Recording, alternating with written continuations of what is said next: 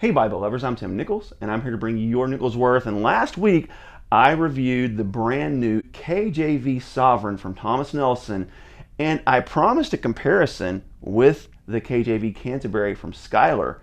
And I got so hyped up about how much I loved the Sovereign, I completely forgot to compare these two in the video.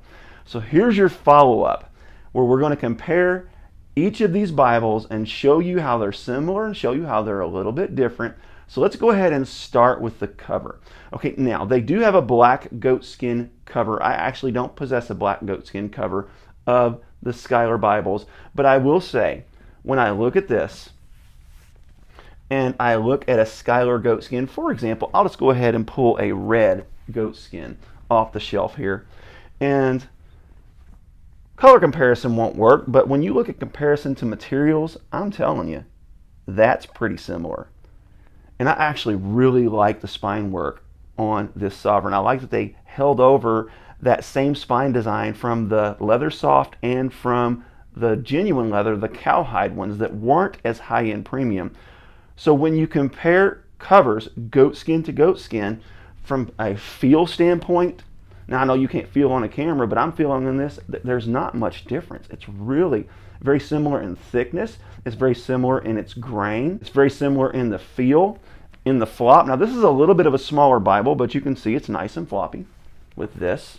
You can see it's nice and floppy, but it's not overly floppy. It doesn't have like the wet fish where you're trying to wrestle with it. It's really easy to hold. So now, a couple other things to compare would be the ribbon quality. Now, your Schuyler is going to have Beresford ribbons. These are made in England. They are very high quality. There's no curl. They are very nice. To where these are a little more synthetic feeling. They're not quite as high end. They don't have that really nice clothy look that these, but when you compare the two, it's really not a huge, massive difference that the average person is even going to notice.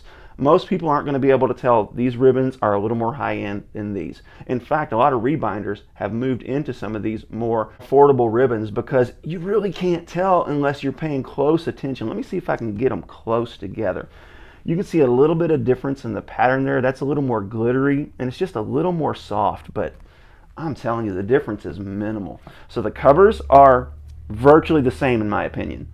The ribbons, there's barely a distinction between the two, although these are higher quality. Now let's look at the gilding. All right, now this has the silver gilding, so I'm going to go ahead and pull this one in because it has the gold gilding, so we can compare apples to apples here. But you can see the gilding.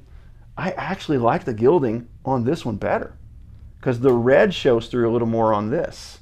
And I love that that gold is nice and distinct, and then when you open them, I mean, look at that. I actually think this art gilding's better. That's a little bit lighter. This is a little bit darker. So now we're going to compare the text blocks. But before we do that, let's move into the liners. This is a cowhide liner. This is a cowhide liner. Not a whole lot of difference. Now, one thing with Schuyler, this one is a full yap. It's going to have that big, thick fold over there. It's going to have those really nice corners, to where this one just going to have pretty average corners. So when you look at the corners, of course the edge is going to go to the Schuyler Quintel.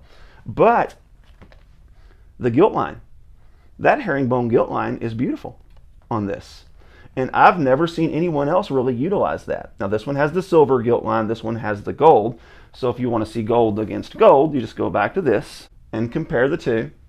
I mean, they're both very nice. And see, this one not being a full yap, this is an old school Schuyler before they did the full yap. You can see the corners. Really not a big difference, y'all. So you're not losing a lot going down to the Sovereign. And this thing is going to be less than half the price. You can get these for around $100 considering the sale. Schuyler's now are north of $225 to $255. So these are very nice Bibles. Don't get me wrong. Schuyler knows how to put together a nice Bible, but they're going to be at a huge price. And I just don't see that you're getting more for your dollar. So now let's go ahead and look at what I think is the biggest difference and the biggest edge that I'm going to give the Sovereign, and that is the paper. This is a 28 GSM Bible paper. So let's take a look at the drop caps here. Very nice drop cap, 2-column, 11-point font. This is a larger format than the King James Sovereign. the King James Sovereign is going to be more in that personal size. And they do have a personal size Canterbury, which is technically a compact. I've never understood the sizing of different premium Bibles, but you've got the same pretty much layout here. You've got a nice little drop cap, you've got 2-column, they have the red accents on the verses, they have the red pilcrows to indicate when there's a paragraph, and they have red accents on your references. And generally they put the textual footnotes in the corner here, but on the King James they don't have textual footnotes. And I'm going to point out a couple other key differences as well. But now let's go ahead and look at the single column. Okay, and I'm going to go ahead and pull this to a single column layout because this is where the Canterbury and the Sovereign are very similar. So we're going to go to close to the same spot. We're not going to be able to get exact, but here's Psalm 40 here, and here's Psalm 40 here, and you can see that the Sovereign also does have those red accented verses, has really nice drop caps. Now, one thing I pointed out in the other video is these drop caps are much more crisp, much more consistent. The red is very nice in all this, and of course you have your bottom references just like you do in the Canterbury. So comparing gutter space, now look, this is a full size, this is a personal size, and that means that the gutter is going to be a little tighter. One of the things I really hope that they do with the Premier Collection is to bring it on in with this, because this is the full size large print Sovereign from Thomas Nelson. Let's go ahead and go to a poetic setting, and you can see that gutter space is nice. So that has nothing to do with quality here, and that has everything to do with the size of the text block. This is a more personal size, this is a more full size. So a couple little key differences is the drop caps are a little bit smaller in your Sovereign versus your Canterbury that has those nice large drop caps. So if I'm going to go with drop cap design and crispness, I'm going to give the edge to the Schuyler, but it's not by much because these are both very well done, both very beautiful. I think the red looks a little bit more crisp in the Canterbury, but again, we're talking just barely here. So they both have that single column format in the Psalms and the Proverbs. This is not in all of the poetry, just in the Psalms and the Proverbs to make it look a little more musical. But when we get to like Job, for example, let's go to Job. Job is double column in the Canterbury, and it's also going to be double column in the Sovereign. So they are extremely similar. They also both have the red lines that separate the references from the text. This one also, the references don't have the red accents down there. They're all black. So really nice. Now, what I think sets the Sovereign apart and makes it so much better is the paper quality. This is 28 GSM, very thin tissue-like paper, and you can see that has some significant show through. This is 36 GSM premium Bible paper, and I am telling you the ghosting is far less significant on this, and the paper is also much thicker, easier to grab. I don't feel like I'm going to tear it along the way. A couple more key differences. Another area I'm going to give the Sovereign the edge is in the New Testament.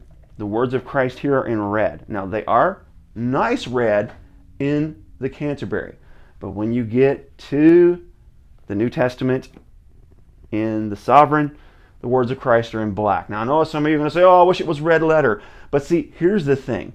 When you have red accents, when you have red drop caps, and you have red letters, to me that's an overwhelming amount of red. Now what really helps with this one, the Canterbury, is because it has that blue on the outside with the art gilding. So it kind of takes away, but just imagine when you've got red drop caps, you're going to have red letters, and then you have red accents, and you have red art gilding. That's just an overwhelming amount of red. So to me, that really gives this one the edge. I love this nice black letter text. Also, another key little difference is the headings on the Sovereign are red, to where the headings on the Canterbury are black. Now here's one area that I think the Canterbury has a massive edge, and that's in the back. You not only have your regular concordance, which their concordance, I don't know why. Why would you make your concordance that small? So when it comes to the concordance, the Sovereign beats it by a mile. That text is so much larger, so much more readable. Why would you do this? Is that like a 3-point font? It's just ridiculous. But there is something in the Canterbury that I think is massively helpful, but that is it has a King's English dictionary. That's pretty cool. So if you're struggling with certain words in the King's English and the King James, then you've got a really nice dictionary that defines some of the words. For example, I'm going to go ahead and look up study. Let's look up study, like the study to show yourself approved, and we're going to see if that is handled in this one. And it's not. So the word study, which can mean be diligent, actually isn't in the King's Dictionary. I don't know the source of this King's Dictionary, how old it is and how updated it needs to be, but it's still interesting. For example, peculiar. It uses the word peculiar in here, and it says specially set apart as a possession. So it's peculiar can mean weird today. Like, well, that's kind of peculiar, and we think weird, but in this they're saying they're not meaning weird, they're just meaning kind of special, set apart. So that's a way where this is helpful. Not so helpful in the study to show thyself approved one, but from a standpoint of premium materials, to me, these two are virtually inseparable. But when it comes to preferences, I prefer the black text in this on the words of Christ. I prefer this thicker 36 GSM paper. I prefer the darker gilding in this one. I just think that looks nice. I prefer that herringbone gilt line.